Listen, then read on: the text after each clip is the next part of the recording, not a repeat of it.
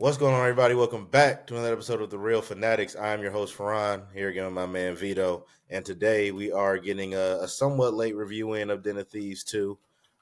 Still came out earlier this month, so it really ain't that late. But pretty much everyone who wants to see that film by now has seen it. So I'm pretty comfortable we can do full spoilers.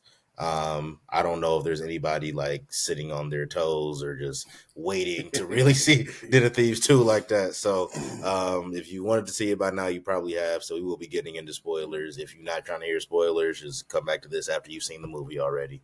I'll get started a little bit, just so y'all kind of have an idea of my relationship with Den of Thieves, just as a franchise.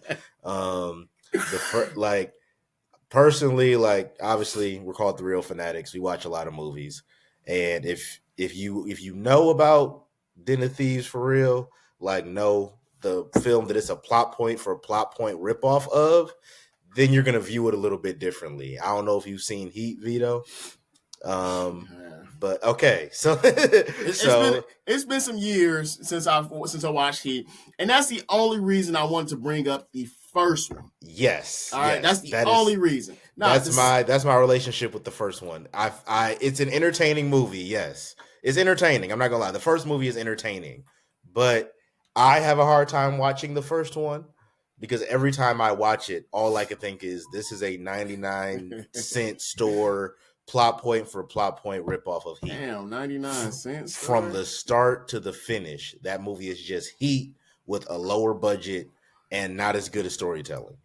And that's all I see when I watch the first Den of Thieves. So going into this second one, I was kind of like, I don't really know how I'm gonna feel. Let's pause right there, though. Let's pause right there. I want to get into that real quick. Okay, we can. You're not about to tell me I'm wrong, are you? I'm not. I was about to say, I'm really not. Yeah, I was about to say, if you got a rebuttal for it, I'd love to hear it. I wanted to say you were wrong because we talked about this last week after the show. And I recently watched one over, and you're right, similar. Man. It's very similar. It sucks. I didn't want you to be right. Even the way the movie starts, like how does the first movie start? Them hitting an armored truck. How does the beginning of Heat start? Did they hit an armored truck at the beginning of Heat? Yes. Hey, listen, I'm gonna have to go back and watch Heat. All right, so they hit an armored truck. So yes, I'm gonna tell you the biggest difference between Den of Thieves and Heat. One, it's a bunch of niggas in Den of Thieves. No niggas in Heat. Ain't no niggas in Heat. It might be one nigga in there somewhere. He wasn't the main character. He wasn't important enough for you to remember. You know, and then I mean, ultimately, it's a bank heist. You know, Den of Thieves 1. I think that the thing that really set Den of Thieves apart, which I don't think a lot of people seen coming, was the twist in the end of Donnie, which is O'Shea Jackson Jr.'s Jr.'s role. He was the mastermind of the whole thing. Mm-hmm. Okay, and through the whole movie, you see him being basically a pawn. You know, he's being pushed around, shoved around by everybody. At the end, they let you pretty much know, like, he's running this. And like you said, I mean, honestly, 1-for-1 ripoff. I hated it. You know, I'm watching it, and I'm watching the whole setup where Nick is fucking with Merriman. And, you know, he's following this dude around. He's showing up everywhere he's at.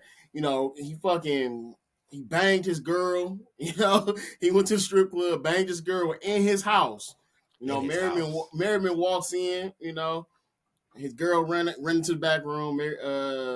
Nick come out. And I mean, again, if he would have got blasted right then and there, hey, it just happened. Yeah. But it was part of Merriman's setup. So I will say that's the biggest difference between the two is you had a bunch of smart people in Den of Thieves 1, where, you know, you really only had the mastermind of Heat. And you knew who the mastermind was the whole time. And you knew who the mastermind was. Yeah. You know, everybody else in Heat, you know, they had specific jobs. You know, but in Den of Thieves, you know, he was pulling the strings from, you know, he set it up. They didn't know he set it up. Mm-hmm. I think Merriman was the only person that knew he set it up, but he didn't even know the full details of it because the money drop at the end where they switch it. Yeah. I do think, like I said, rewatching it, watching it the first time, it was good. It was amazing. I wasn't even thinking about Heat when I watched it until you said it. So rewatching it, I'm Yeah. seeing the similarities, especially in that last shootout. Yeah, at the And end, that's where honestly, like, because when I going into Den of Thieves, like, I know I was just watching it just because cast look cool. I like action movies, heist films are usually entertaining. But mhm, I had recently, the thing is, I had recently, like, I think I had recently rewatched Heat before I watched Den of let's see what Thieves, so it Heat was is like on. fresh in my head. And as I'm watching it, I'm like, I feel You like I ruined it for just yourself. got done watching this movie already. Like, I feel like I just got done watching everything that's in this film. And then that's when it dawned on me. I'm like, this is Heat. This is literally Heat, like plot point for plot point, from the way it opens to the way it closes. Like, And it's shorter. obviously, yes, Den obviously of Thieves there are is like shorter. different things. Yeah, because he's almost like 3 hours, damn near. I It's think. 2 hours and 50 minutes, definitely Yeah. almost 3 hours long. Where I think Den of So Thieves may be it was like an hour hour 40, 30, hour yeah, 50. something like that. Yeah. Like there's obviously a few things here and there that are different. It's not a exact plot point ripoff, but the major plot points, like the major events that happen in Den of Thieves, are identical to the major events that happen in Heat. Yeah. They're almost Or identical. I will say, the bank run actually Den of Thieves is 220. So it's Really? That not. movie's that long, So really? I will say that Den of Thieves did not feel long at all. That movie does not feel like it's 2 hours and 20 minutes. That's interesting. No. But the bank heist at the end of Den of Thieves, at the was it, I forgot the name of the Pico Bank. Whatever it was, where everybody got To murked. kind of no, the bank that kind of to throw off the sheriffs and everybody. Oh yeah. Oh, I thought you were talking You about the know, shootout at the no, end. no, Okay, no, my no, bad. no. But that shootout, like I said, that was another thing that was different. That Uh-huh. shootout at the end, that's where I can see it. And to be honest with you, again, Heat did it better. I'm watching this, He did everything and better. everybody, everybody, everybody in Heat, these guys were just hardened criminals. Yeah, yeah, yeah. Where everybody that was involved in the shootouts at the end of Den of Thieves were fucking Marsoc Marines, which if you don't Yeah. know, that's Special Operations Marines. Mm-hmm. That's like the Navy SEALs of the Marines. Yeah. So some of the things that they were doing just kind of, I mean, when you look at a tactical standpoint, it doesn't make sense. Yeah. It was cool as shit. When you see him put that saw on the hood of the car and open up and just starts firing, you're like, oh shit, he gonna kill somebody. Yeah. And I think he killed one guy, and then nobody got killed the rest of the time. And when they were leaving the truck and they were covering for each other, they were just running. Yeah. So like, Yeah. and in Heat, you'll see it where one's firing, the other one's moving back. He let them know, I'm set. They felt a lot more covering like them. organized. And Yeah. that's the issue, where these Yeah. guys are supposed to be, they're supposed to be good heistmen, and they're supposed to be fucking special operations Marines, and they were sloppy, and Yeah, I don't they know if were. it's because they had the cast that they had. Maybe they didn't want to do any training. I don't know what the issue was, but They did it's come easy. across as sloppy. Yeah, It's that is easy a to good pick point. things apart when you're trying to as well. Yeah. So I'm gonna go rewatch Heat. Maybe we're gonna have to do a 1-for-1 mashup of the two together. That actually might work. And look, like I wasn't going into Den of Thieves trying to hate it, right? Like I said it. I opened by saying it's an entertaining film. Entertaining as fuck. It's entertaining, but like I don't know what it was. It was just I think it was just me having rewatched Heat You had recently. just watched it. It was just in my head, and I'm watching this movie. I'm like, bro, there's just no way I'm about to play in my face like this. Because once I'm you seeing said the it, same film over and I'm again watching now. it, I'm like, oh shit, this is Heat. This is Heat. This is literally Heat. If you wouldn't have said nothing, I would have went back into it watching it like, oh, this is good, it's entertaining. But hopefully that's the only tangent we had tonight. It's not going to be. We already know. Probably not. But you guys know us well enough at this point to know that's not the case. But I'll let you give some of your initial thoughts on the second one because I have several. I'm gonna say Den of Thieves 2 is a completely different feel from Den of Thieves 1. Very completely different. I meant to text you that the other night because it's two separate movies. Obviously it's a sequel, but if you're watching Den of Thieves 1, and if you want to watch Den of Thieves 2, hoping it's Den of Thieves 1, it's not. where they both heist movies when it comes down to it, but I think one one was a lot more action packed, and it wasn't even that much action in one, but it was the anticipation of action in one. In two, it was straight up diamond heist. You know, you're not. I'm expecting them to go in, doing some blazing shit, whatever. But they made it clear like this is not going to be easy. Yeah. It seemed like maybe the writer got lazy. Maybe he went higher than he should have because I mean honestly when you get to the final heist it just felt lazy. They tried to set up the third movie, and they did that by mentioning a guy in the beginning or somewhere towards the beginning of the movie and bringing him up. I'm going too much in detail instead of just my initials. I liked it. I enjoyed it. If I gave Den of Thieves 1 a 7-8, I would probably give 2 probably a 6, man. And that's probably higher than me. That's probably so. And it's crazy because I think that might be my lowest rating for a movie that we've done. Again, it's a good movie. I enjoyed it. And I guess one of the things before I turn it over to you for your initial and then to kick off the movie review, I didn't like the relationship between Nick and Donnie. I hated it. It was felt very forced. It was forced. It was stupid. There's no reason why y'all should be cool. None at all. And Donnie should have known that. He's again. There's a part in the movie where he's telling Nick like, I visualize everything. I see. No, he told Nick this in the first one. He told Nick like, I see the whole room, or he's telling his friends, I see the whole room. When I'm in a room, I see everything. I'm putting everything in its place. Yeah. So, and they were asking him, how does he remember everybody's drink orders?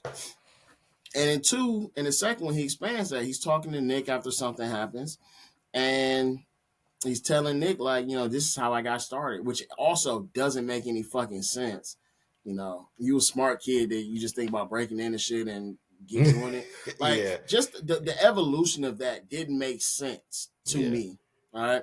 It's like, hey, I was walking down the street. I'm seeing all these nice neighborhoods. I wouldn't see. Again, I know a lot of people that do that. To this day, I want to go out on a date. I mean, I might take a young lady out, driving around on a little walk after we did something, ate, movie. Look on a little walk, looking at some houses, so that I can't afford. That's out of the tax bracket. And doing a little, I wonder who stayed there, and these motherfuckers leave their blinds open, so it's kind of easy to guess sometimes. But it was kind of just everything in there felt forced. I didn't see anybody from the last cast. Of people that got away with him. I think he ended up leaving with 4 people. It was the black lady from the bank, the two garbage truck drivers, and then the guy that works for the phone department. They all left with him, and you don't see them in this one at all. He's with a whole new crew, and it just, again, we know it's his job. We know at this point that it's his job. Okay? And they do kind of like a little, they're trying to, we get into it when we get into it, but a lot of it was honestly, it was a lot going on in that movie. It's kind of convoluted. I don't think there was any direction going into this. I think they said, we're going to rob the diamond exchange. Again, at the end of 1, he's at the diamond exchange in fucking London. They're not in London at all. They mentioned him being from London in there, but what was the alias he used? John Fruck or something like that? It was something fucking stupid. Something French. The alias he used. I'm like, French, but he has a French accent. And I'm expecting him to like know French. Yeah. Because Speaks again, the entire conversation in English. he's supposed to be the smart fucking character that's able to break into the fucking Federal Reserve But without and still. I think Merriman gave an estimate of 30 million. Yeah. Stolen, but they never give us a specific number of how much they stole. Yeah. And you're able to break into this diamond exchange, formulate all this, but you can't learn a second fucking language, and you traveling the world doing a language that you're trying to impersonate. Like you're trying to impersonate someone from that country, and you didn't learn the language. He had an English accent in the last one. He was, and this thing that pissed me off. He had a French passport. I think he said it's from Senegal or something like that. Mm-hmm. That's why he had a French passport, but he didn't speak French. He spoke a little, un poco. Yeah. That's what did he say? He Spanish. said he was from like West Africa or something. Yeah, it was something. I was like, what's going on here? He worked from he came from the UK. He works at a diamond exchange in the UK in England. Yeah. So why not just be a fucking English? And how they bought that story, I don't know. Because I thought she was the fence at first. Yeah. And so again, there's a lot that doesn't make sense. They wanted us to care about these characters in there, and you don't. I just outside of O'Shea Jackson and honestly, I stopped caring about Butler, that nigga. Like, but I mean, it's just, as far as characters that you have any vested interest in at all, outside of them two, there's none. And even with them, it's very little because, like you said, their relationship doesn't feel authentic. It does not feel real. It feels like y'all are cool with each other because the script told you to do so, and that's the only reason. Like, honestly, their first interaction, like their initial interaction of not trusting each other and being like button heads, that was the most real thing that in the first one or this one. In this one.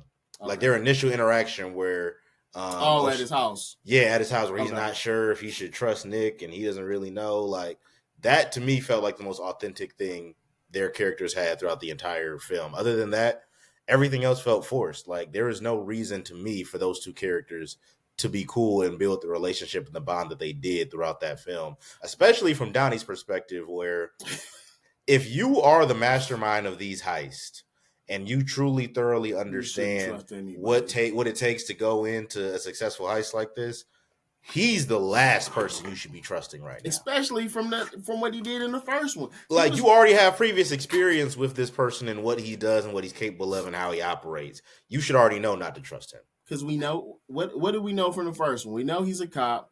We know he likes to get bank robbers, but we also know he's fucking dirty. Yeah. He like dirty as a person, you know, but like he's a grimy individual. Like, but morally, he's like hygiene. He's dirty. Oh, sorry. But also, morally, morally, he's a bad person. Yeah. I mean, he makes reference to him being in a gang in the first one.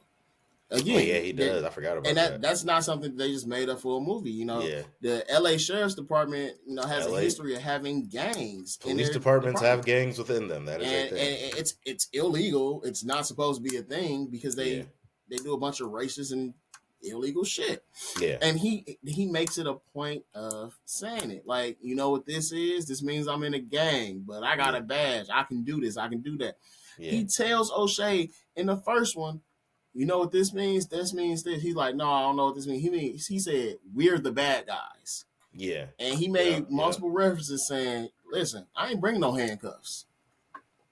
Basically meaning he don't care if they surrender. He was going to kill them. Yeah, I was going to kill you regardless. Again, and I'm sorry for going back to the first one, but... Yeah.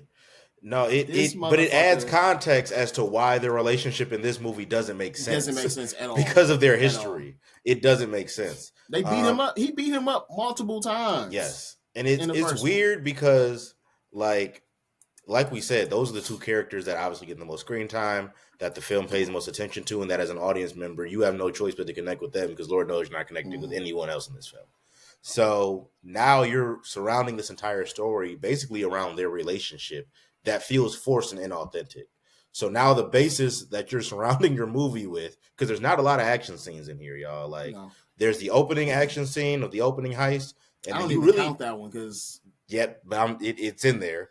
and then you don't get anything else until the end. Let's not say scene. Let's say sequence. Sequence. There you go. The opening sequence. The opening action sequence, and then you really don't get shit else until the end. There is a fight that takes place over a very I'm not counting that. They want us. I'm not counting that. I know it's just no. You talk about the club scene. Yeah, I'm gonna just jump to. I'm not counting that. I'm gonna jump to that if you don't mind, real quick. Yeah, go ahead. So let's just jump back for a second. I'm sorry.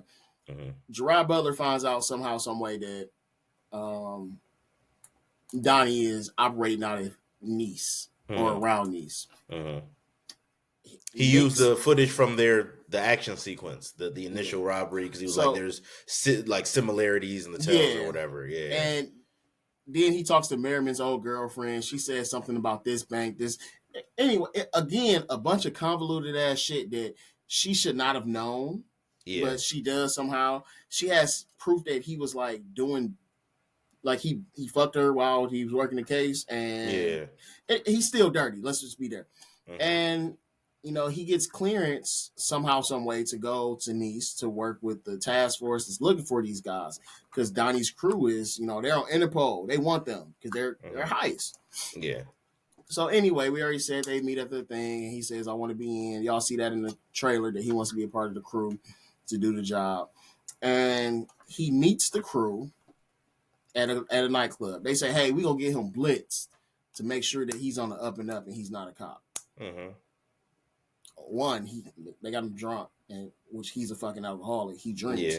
Then they made him smoke some weed with some shit in it. And again, in the first one, he smokes weed. Like they've said these things. Yeah. So it just didn't make sense. On top of that, so anyway, he's dancing, he's vibing, and one of the main ladies, and I forget her name.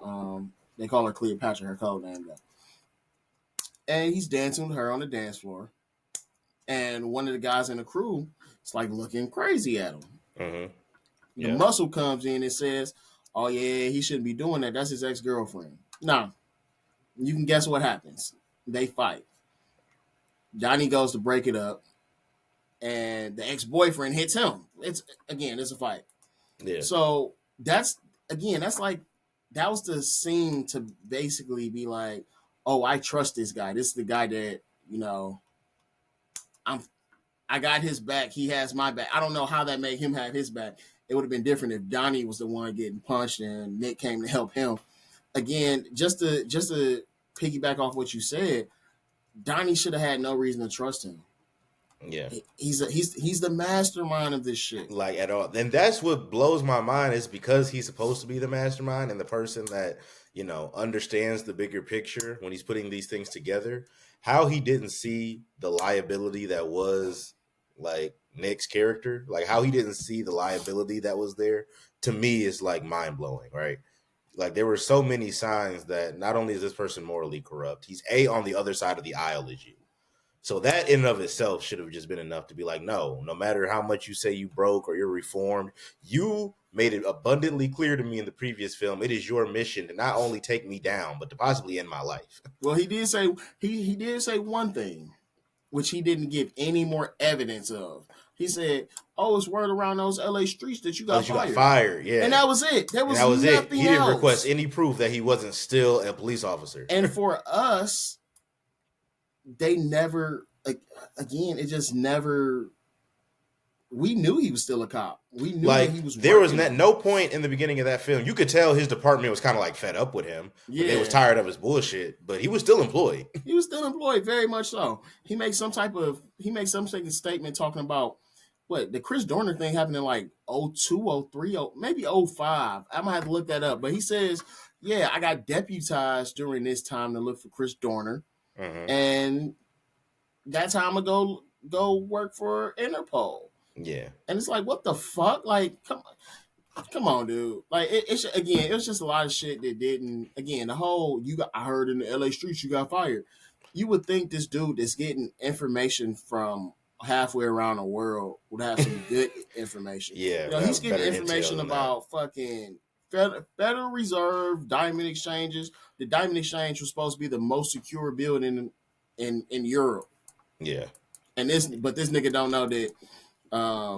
Gerard Butler didn't get fired. Come on, man. It's a lot of things that don't add up. And then on top of that, right? Like at least in the first Den of Thieves, right? There were probably some things that didn't make sense or didn't add up, but I was entertained enough to ignore them. This film is a snooze fest.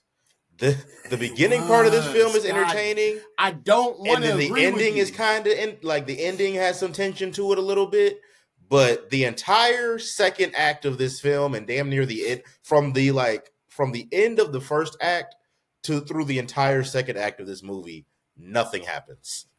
Nothing at all happens. The most entertaining in 2013. My fault. I'm sorry. You said what? Chris Dorner happened in 2013. Oh yeah, we want to get our facts straight. This is a very serious podcast, unless you can tell. I don't know why I thought it was so much older than that. Jesus fucking Christ. I'm sorry, man. Yeah, no, you good, but I mean, to me, it's just the way I was very surprised, and you made a point earlier that I think is very key. Like, if you enjoyed the first Den of Thieves and you're coming into this expecting the same film, it's not in so many different ways.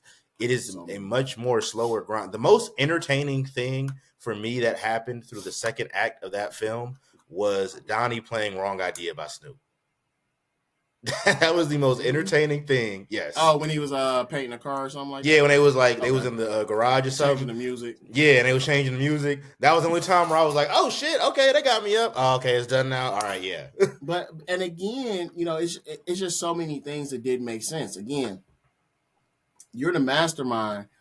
Why the fuck the two guys that beat them up or they got into a fight with, they kicked them out of the crew?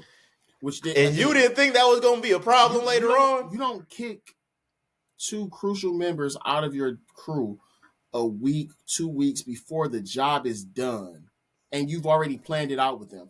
And they know everything. These two guys were the drivers. He went with these two guys to get an escape route. Again, you're the mastermind. I know, like, you can't do everything, but you should know everything before. He should have at least factored that in as something you're going to have to deal with. Even if you didn't deal with them, which you should have, you don't just let them leave. Because definitely don't just go ahead and be like, all right, well, fuck it. We just going to do the job. And, if I don't think we're going to deal with them anymore. Yes, you are. What do you mean? Because they know the ins and outs of the job, and they're bitter and mad at you. If you can't tell. You think that's not going to be a problem? They are the action scene at the end. There's a chase. Yes, they are the action scene at the end. That's it. Again, even that end chase scene doesn't make sense. And it wasn't really that great either. It's not that great of an action scene. One, how were they able to catch up to y'all that fast? They knew exactly what time, this. They knew which point. And again, we know it was only one way they can go out, but by the time they got caught up to Donnie and his getaway crew, they were still on a main highway, where they could take multiple routes. And the way that chase ended was also bad. You got two guys, and they made it a point like, we can't outrun these guys because they're the drivers. Mm-hmm. They're drivers. That's what they do. They drive. Yeah. Donnie's driving. Again, remember from the first one, Donnie was a fucking driver. He had the highest speeding ticket in LA or California history or some shit like that. But he can't get away from these two dudes. And the two dudes that he got with him in the car can't shoot for shit. Can't aim at all. Again, there's a hard move shooting from a moving vehicle, 100%. But you know where their car gonna be because you're in front of them. Come on, man. And they so much shit happened in this movie that the more we talk about it, I'm actually lowering my rating. I know. Like the more it sucks because I didn't come into this review expecting that I didn't like this movie that much. Because like when I watched it, I was like, that wasn't really much. And now that I'm like sitting down and really thinking about it, I'm like, nah, this movie was low-key some bullshit. Like you said, it's just, again, so where you said like in the second act of the movie, nothing happened. Nothing at all. Only thing that happened in the second act was they set up for the third movie. They introduced this character that they referenced beforehand and said, hey, I need you to get this shit back. Something Donnie had stole previously. I need you to get this back, which is crazy because you steal something from the mob. They don't just want you to get it back. They want it back. They want interest, and they still might clip your nuts. Yeah. And we just want it back. They didn't even know where the fuck it was. So how you want it back? And again, they were fucking following him as soon as he got there. Literally. Before anyone knew they shit was missing. So it's just so much going on. Like I said, that second act, nothing happened. They weren't setting up the heist at all. Oh no, they did a terrible job of that. Like the scouting part, like you know how most heist movies you have them scouting the area and everything of how they. I think there's like maybe not even the full scene, a portion of a scene spent on that. I think they referenced. They might mention something, yeah, but yeah, they like reference like, oh, the guards here are like really on their shit, and they like move in these intervals. Other than that, there's no scene of them setting up how they're going to complete this heist. You're seeing their plan as they're committing the heist. But you know what's crazy about that? They say most cops and guards when they're guarding something, you know, Are distracted. They distracted. They watch porn. They're on their phone. They're doing this. No, these guys, they're dogs. They're on it. They're going to whole heist. Guess what the guards are? On their phones, distracted, watching a fucking soccer game. So the one thing about this heist that you did set up prior to the heist actually happening wasn't even a factor when they were actually committing the heist. And then, now that we're on the subject of the heist, because this is actually one of the biggest problems of the movie I had, you spent the entire second act with nothing happening, with them half-ass building up to this heist, and then the heist isn't that entertaining. Heist was slow as fuck. The heist was not entertaining at all. These motherfuckers are... They'll walk to a room, and they'll wait for the cameras to switch. Because for some reason... Anyone who's played Metal Gear Solid, this is going to feel very familiar to you. This the most secure building in fucking Europe, which again, you know, that might be something they just say, but also it's a diamond exchange, so it should be secure. Yeah. They only have 10 cameras, or they have every room has cameras, but only 10 of them are up at a time. And it's supposed to be like fucking 40, 50 cameras.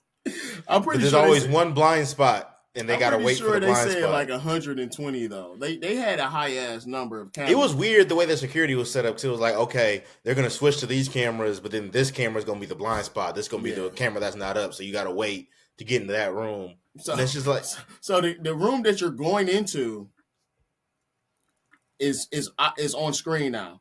Yeah. But now once you leave that, I think the only time the rooms were going to be at the same time was when they were leaving. Yeah. And the room they was leaving had a blind spot. And they had the camera pointed right at them. Yeah, and they had it's like, oh, you guys have 3 seconds before the camera's on in there. And again, it's like, okay, well, why wasn't it that way when they came in a room? Why wasn't it again, the shit just didn't make sense at all. And you don't want to know how I know, not to cut you off. No, you good. I was done. It didn't make sense. But you know how I know that even they knew that heist scene wasn't entertaining? They had to have Gerard Butler get lost and shoot somebody. And they was like, oh, you know what? I guess they did kind of get out of here too easily. Let's have the zip line break and have Gerard Butler get separated from the group. Hold on, because I want people to know there's this because I don't even think it had the hooks on it. Or not even the zip line. I don't even know what you call that thing. It's a pole ladder. Yeah. So I know some fire departments have it. Yes.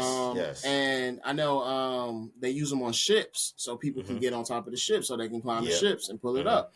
But they put this pole ladder together. They send somebody over. He walks up with the pole, locking it in place. Everybody climbs across on the pole. But getting back over, the fucking pole just magically slips and falls apart, falls to the ground. Gerard Butler's stuck. One of his main things was, I don't want anybody to get hurt. No one can die. Because again, now in my head, I'm thinking, this motherfucker still... You know, he said he wasn't a cop no more, but... He's still thinking like a cop. You know, and he ends up shooting the guy because he's trapped like a fucking... And he's just running around, you know, running on different floors, banging on doors, trying to open them for making a shit ton of noise. And he ends up shooting the guy. And again, He shoots him where he doesn't kill him. He knows he's wearing the vest somehow. Yeah, somehow. And he's like making sure he's okay and shit. Bro, get the fuck out of here. You doing a bunch of extra shit for no reason. For no reason. But like you said, they knew that the shit, nothing was happening, and they needed an easier escape. Because again, them not escaping on time, that just pushed their timeline back, which again reinforces the whole thing with the two guys that were waiting on them. How the fuck did they know they were going to be there at that time? It's a lot of things that did not add up towards the end of that film, and it felt like they were just trying to string things together. It felt like the movie it felt honestly, because even after the beginning sequence, it felt like the entire second act was just them filling time and space with just shit. Yeah. Like they just was just like, well, in order for us to make this a movie, there's got to be scenes in between all like the beginning and end, basically. So we're just gonna have just shit happening in the second act, and then have the heist at the end. I mean, if you want to be honest, even after that opening scene, when he ends up in, I think they're in Nice, France, and I want to say the motherfucker comes to the airport, and he's walking out of the airport, and somebody's walking. One of the first, we don't know who it is yet, but he's like, keep walking, and they walked. He's like back seat, like telling Cube Jr. where to go. And but after, so you're like, oh shit, Doozy. But then you find out he know these motherfuckers. Yeah. So why are we acting like I don't know him? Because he's not. It's not like he's acting like he's not the mastermind. They know it's his job. So everything that's going on, like I said, I don't know what the fuck the writer was thinking with this. A lot of shit just doesn't make sense. I think they wanted it to feel like the first one, and they just failed drastically. And one thing I don't think they knew how to. They randomly brought up that everybody in that crew used to be a cop.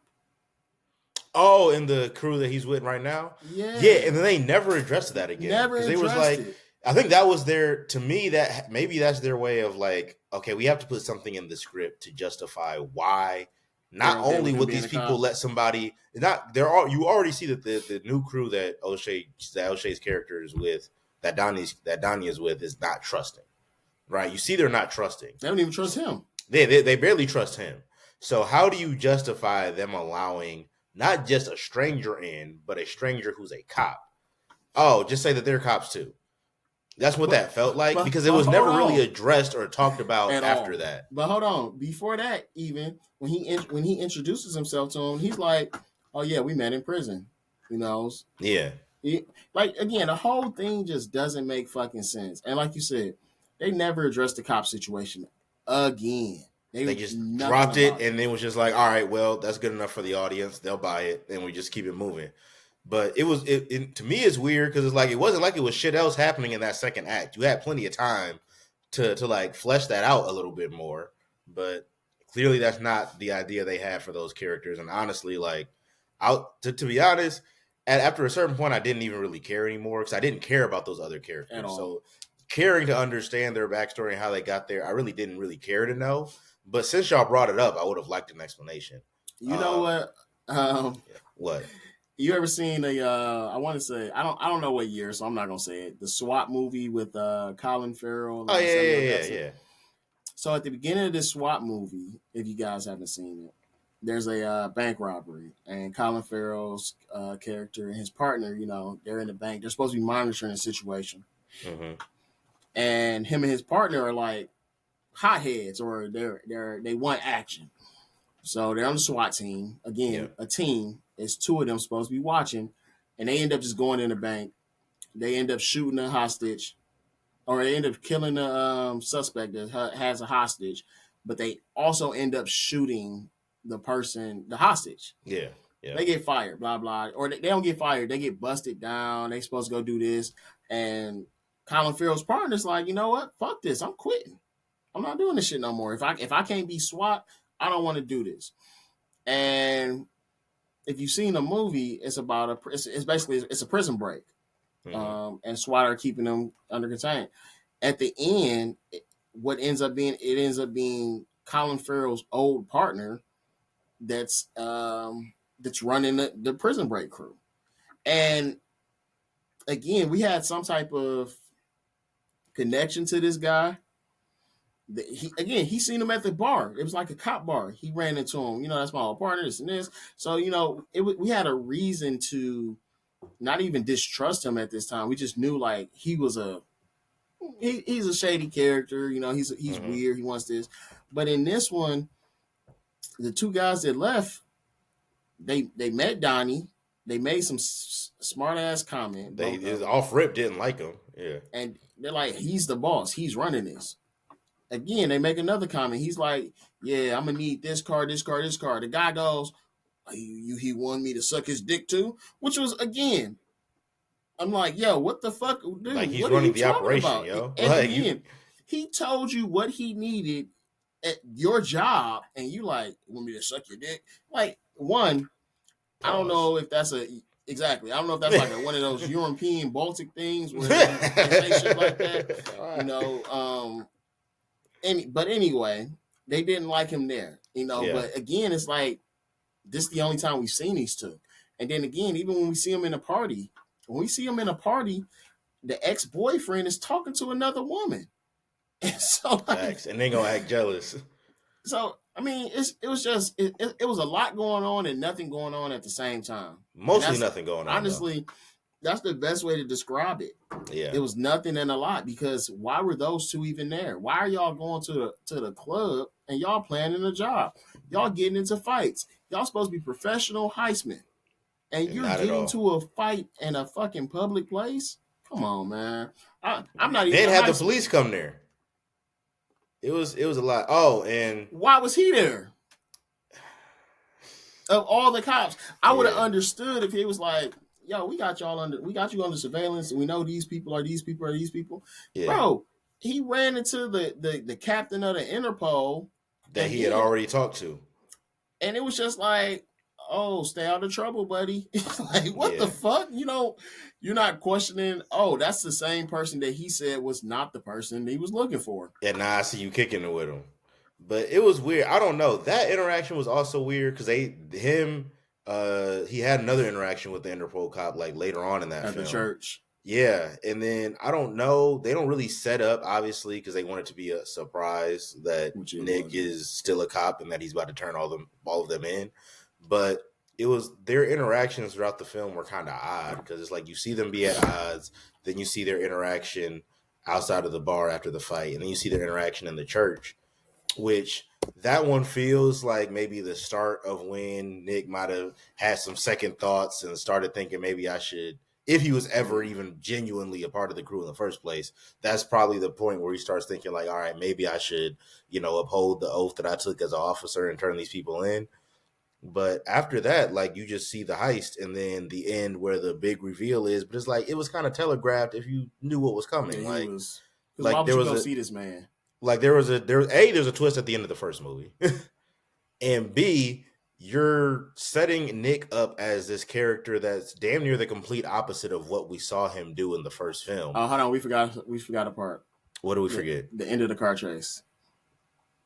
The end of the car chase. Oh, you talking about when the mafia came in and saved their lives and then offered Donnie a job? Because no, they didn't offer him a job yet. He offered him a car, and then after that, offered him a job. They shot the tire out. Oh yeah. The tire they spun out, couldn't get out of where they were at, and I thought he did something to I thought he gave the tires run flats or something because he was really doing some shit with the tires. When they were in that second act, when they were in the shop listening to music. Oh, yeah. I don't even know what the point of showing that was, if the tires were just going to blow out like that. But to fill up time. They needed scenes. Needed scenes. We forgot two more guys joined them. Yeah. Anyway, two of the guys are coming to kill them, and they just get shot. Up from above. And they look up, and it's the mob. That Donnie stole their diamond and he had to get it back. Yep. And the question is, how the fuck did you know the tire was going to blow out right here? How did you know where they were going to be at? It was never, none of that was explained. And they just popped up. the guy that's with him is like, yo, what the fuck was that? And like, we'll talk to you about it later. It's like, what? Yeah, it's very odd. Like, to me, and once again, it's been a while since I've seen the first film, but I'm sure the first film has some plot holes and things you can poke at. But because it's entertaining and it's keeping you engaged to an extent, you're You don't able care, to. or you don't notice. Yeah, you either don't notice, or if you do notice, you aren't caring as much. Whereas this film drags on and keeps dragging, and it doesn't. The pace never really picks up, even at the end. Like the climax of the film doesn't like the pace doesn't pick up at all. It's still dragging along, even through the scenes that are supposed to be the most entertaining. So you notice all the flaws a lot more, and they're a lot more glaring in this because the film's not really giving you anything to distract you from those. Yeah, this was I would say very disappointing for me. Like I didn't come into this film with high expectations. I I see. I, I I didn't. did, I and when I didn't. watched this, I'm a cheap person. Hmm. So when I spend my money on something, Yeah. I'm gonna enjoy it all the Hmm. way through. Hmm. I've gone to sleep in one movie before. It was Mordecai. I'm sure this one Um, tested that. Mordecai was a movie with Johnny Depp, I believe. I remember that. I can't even tell you what it's about because I was asleep. Now, Yeah. partially because I was fucked up. I was drunk at the time. I haven't seen Mordecai, but based on what I heard about it, I don't think you missed much. So I was drunk when I watched this movie. So I went to sleep. It was like four of us snoring in the movie theater, which is embarrassing for the person that was with us that wasn't asleep. But can't take black folks nowhere. They were not black. Oh, never mind then. I think I was the only black racist. one. I'm racist. Never mind. And then the one that wasn't drunk is the alcoholic. So of course it is. how the fuck does that work out? Anyway, man, it was definitely pushing my limits. I definitely wanted to go to sleep watching this movie, and I'm actually surprised that I made it all the way through. The last thing that I do want to bring up real quick that we missed is obviously we kind of referenced it but didn't really say Gerard Butler basically when they're meeting up with everybody. Again, they're meeting up with a fence. Okay. Mm-hmm. Now, they've already met a fence. This is like their main fence. He approves the jobs that they do in Europe. Again, they bring up some obscure fucking character that we should care about, but we don't. All right. Gerard Butler basically does a few things. Like you kind of see it gets quiet. It's focusing on him. He'll say something. It's really blurry in the background. Yeah. Cops come in. At this point, if you didn't know by now, you know now that he's still a cop and he's saturated men. Yeah. Everybody goes to jail. The girl Cleopatra is crying. I was hoping that she was crying just because she got arrested, but it looks like she was in love with Gerard Butler for some fucking reason. This guy that you just met, he's obviously don't got his shit together. Whatever. Yeah. And then there's a prison break at the end of the movie, and that's where he was saying, where Farhan was saying, "Oh yeah, that's job when they get the job offer." Yeah. Gerard Butler visits him in prison, and he's like, "Hey, he's leaving out." This is when they had a conversation, and it's really weird conversation because again, y'all were already adversaries. You know he's a cop. He's like, "Was it any of it real?" Like, bro, is this your bitch? Like sir, like, dog knows for real. Like what? Did you think he set you up to get murdered by a rival gang member? Like, come, what are we talking about? Was any of this real? He's like, yes, I didn't want it to be like this at first. Bro, I hated that scene so much. I was like, if y'all get y'all corny ass on somewhere, bro, like, he's a cop, motherfucker. You shouldn't have trusted him. That's your fault. As he leaves out, he's like, sit back left. And he just walks away. Yeah. And then we see him O'Shea getting transported. Now, if you don't know, you start to realize it's a prison break. And now I'm thinking, so why the fuck are you not sitting back left? Why do you think he would tell you to sit back left? There's nothing a cop would gain from telling you where to sit on a prison bus. And he's the only person on this bus. And Prison It's just break. odd. It's odd. Helicopters Honestly, come in, take this motherfucker away, take him to the yeah. other obscure character. He offers Mhm. him a job. He thinks he's gonna get murdered, but he doesn't get a And job. then the film ends, and then Film fucking that's ends. supposed to, I guess, get you excited for a third one, but it does not. Oh no, wait! Uh, Before that happens, we see Gerard Butler driving off, and he oh, texts yeah. some. He texts fucking O'Shea a bunch of. He texts him that furline shit that he calls him, and he's Hmm. like, a tiger can't change his stripes. Again, makes no fucking sense because he doesn't have a fucking phone. The cops took that phone, Yep. and two, usually when people say tiger can't change their stripes, you're talking about some bad shit you did, and now you're being good. Yeah. Bro, what again? What was the point of even turning them in just to break him out again? There's so much that doesn't really make sense because you're right. Like I was very surprised with how that progressed, but honestly, because I was actually prepared to give this movie a 5 when we started. The more and more we talked, I think I'm lowering that. Um, Damn, yeah, I think I'm gonna give this one a 4. I'm gonna give this one a damn. 4 out of 10. I bumped mine down to 5.5. Yeah, I was gonna go 4 or 5, but I don't think it deserves that grace. Just It because kind of don't. it don't like for films like this, you're coming to this type of a movie for mindless entertainment, and the fact that you failed to even provide that, you kind of missed the ball in a lot of ways, and then you decided to set the center focus of this film on this relationship between two characters that shouldn't have the relationship they have in this movie. So it just doesn't make sense to me across the board. So I'm going to go ahead and give it a 4 out of 10. I was really not coming into this with high expectations just based on how I felt about the first movie. Entertained, but it's a ripoff of another film that is much better than it. So I wasn't really expecting the second one to be that much different. It is different in all the worst ways. So that's really what I got for Den of Thieves 2. I want to give it a little grace because Heat was a fucking phenomenal movie that came out in fucking I think 97, 96, something like that. It came out somewhere between 93 and 98. I know I that think it's much. 95, if I'm not mistaken. But the point I want to make is, Yeah. honestly, it's not that much you can really do in these heist movies anymore, and you want Yeah. action. It gets pretty Um, repetitive. Yeah. it's kind of There's, like watching. It's like watching James Bond, honestly. yeah. But Like James, after a the only certain point, difference is James yeah. Bond is fucking entertaining. Yeah, you're right. Like most heist movies follow similar plot points, right? So I don't want to I'm not holding it against the first one that much that it's a ripoff of Heat, but it was just the fact that I had just watched Heat and then I'm watching this. But honestly, like I said, the first one's still entertaining, right? So while it is a plot point for plot point ripoff, Yeah, it's I still get that. entertaining. So I give it that break. No different than the first Fast and Furious is a plot point for plot point ripoff of Point Break. You know what I'm It saying? is. Like, It is. yes.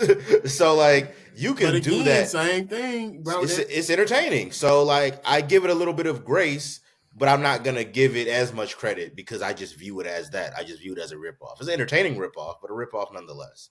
So This is what I'm in gonna these say. heist movies, The it's first hard one to. became worse You said after I what? watched. The first one became worse after I watched the second one.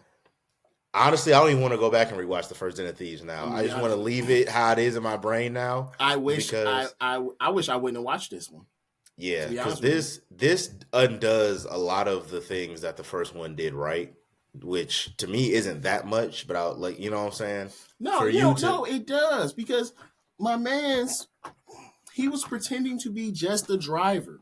He was yes doing all the fucking side jobs. He was for some reason he was in the most danger of all these, you know. facts But he had the wherewithal to put a handcuff key in his shit because he knew he was going to get picked up by the police yeah and he needed a way to break out. But in this one, this motherfucker wasn't even smart enough to know that the cop was still a cop. yeah it was very weird how they like his character like regressed. Literally, he regressed. It was really sad to watch, honestly. Like to see where I feel like this film had a lot of anticipation from people that I knew that were really looking forward to this. They really enjoyed the first film. You know what I'm saying? So to see how this kind of dropped the ball in every aspect and didn't even keep consistent, like and I'm gonna give one last example before we wrap up. Like another film franchise that is much more successful and long-standing than Den of Thieves, but understands what it is one I just referenced, Fast and Furious. Is Fast and Furious, filmmaking masterpiece? No. And y'all know how I feel about Fast and Furious. I'm watching every one of them fucking movies. Yeah, and I'm one of those people that I feel like after Furious 7, the rails just went off and it just got too crazy for me. Furious 7 was where I was like, all right, y'all. I'm waiting on them to fight. Y'all playing in my face a little too much now. But 8 and beyond was like, I can't watch these anymore. I can't do it anymore. So, but at least in those films, even in the Fast and Furious movies I don't like, one thing I appreciate that franchise is it stays consistent to its identity and it knows what it is and it knows its audience and it delivers that every single time, good, bad, or indifferent. This felt like we understand what the first film was and how entertaining it was and how it hooked people. We're going to take that and try to make a different tone with this and try to slow it down and make it more about a relationship between these two characters. But what they missed is y'all don't have the dramatic cachet or the skill or the writing, whatever you want to call it. They didn't have that to make that compelling. Like if you're going to build your film around a relationship between two characters, the actors have to have chemistry, which they kind of did, but not really. And the relationship between the two characters has to make sense and feel authentic. And that last part wasn't there at all. And then on top of that, you're doing that in a film where for the vast majority of the film, nothing's really happening. Nothing's happening to progress the story. Nothing's happening to make me care about the other characters outside of the two that you're forcing me to pay all the attention to. Like it's just things are just happening for the sake of this is a film and we need to put a scene after the next scene. And then there has to be a scene that follows that. And then eventually we're going to keep doing that till we get to the heist. Oh, and by the way, the heist is boring too. Like the ball was dropped in a lot of different ways here. It felt like watching a improv show. Literally, they were just doing shit. If you're not aware what improv is, they'll yell some shit out. They'll yell out a scenario. Mm-hmm. They'll act out the scenario. Somebody else will yell out a scenario. They were just doing that shit. And that honestly, that's what it felt like. And I do want to, before I'm done, and this is the last thing I'm gonna say.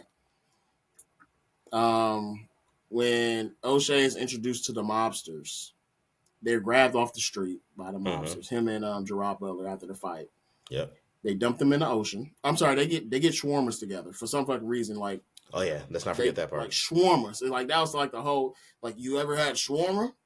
I don't know how neither one of these motherfuckers have had never. Anyway, then as they're walking back, they get bags over their head, kidnapped, put them on a boat. You stole this from us. They drive out. You stole this from us. Get it back, and they push them off the boat. They just leave them there. And they leave them, and you're like, okay, well, you want your shit back. How he gonna accomplish that in the middle of the ocean? What if he's dead? Do you know if he can swim? And again, this is supposed to be the bringing Gerard and O'Shea together. And Gerard's like, I'm fucking out of here, bro. I'm not. This the mob. They kill families. They don't just kill you. And then guess what happened in the next scene right after that? They're together. Yeah, we're cool. Right. Water under the bridge. What? And O'Shea's like, and again, it's weird because he's like, oh, you going to do this to me? You're going to leave me? I'm like, yo, what the fuck are we talking about? Like, y'all aren't cool like that. Y'all aren't cool like that. Like, what the fuck are you talking about? Like, it ain't even a situation where he was chasing him for like 10, 15 years on and off. Like, he know him from the street. Yeah, like, this like, ain't that, bro. You ran into him for this job, for your first job that he caught on to y'all. He figured out that you was probably the mastermind. And then now you like, no, fuck it, I trust. It's just, it didn't make sense. Honestly. You know what? Fuck it, 5. Yeah, there you go. There you go. Now we cooking with grease. There you go. Yeah, so 4 out of 10 and 5 out of 10. That's what we got for Den of Thieves 2, y'all. If you haven't seen it already, I'm not sure that this review is gonna make you excited to go now. But let us know you guys' thoughts. Have you seen Den of Thieves 2? What did you think about it? Do you wish that it was more like the first one? Did you enjoy it? Don't know how. Maybe we're wrong. Yeah, maybe we're wrong. We could be tripping, y'all. Yeah, we could be tripping. If you enjoyed Den of Thieves 2, let us know your thoughts. I find it compelling when people like thoroughly enjoy movies that I hate. I think that's the beauty like of Fast and the film Furious franchise. Like they're great movies. like that. He's tripping. I'm entertained. I'm Yeah, tripping. like there you go. That's the beauty of film is it's totally subjective and our viewpoints can be completely different and correct at the same time because there's really no right or wrong answer here, even though this movie is objectively trash. So let us know your thoughts. Always continue to like, comment, subscribe. We do appreciate all the support. And until next time, this is the Real Fanatics. Peace.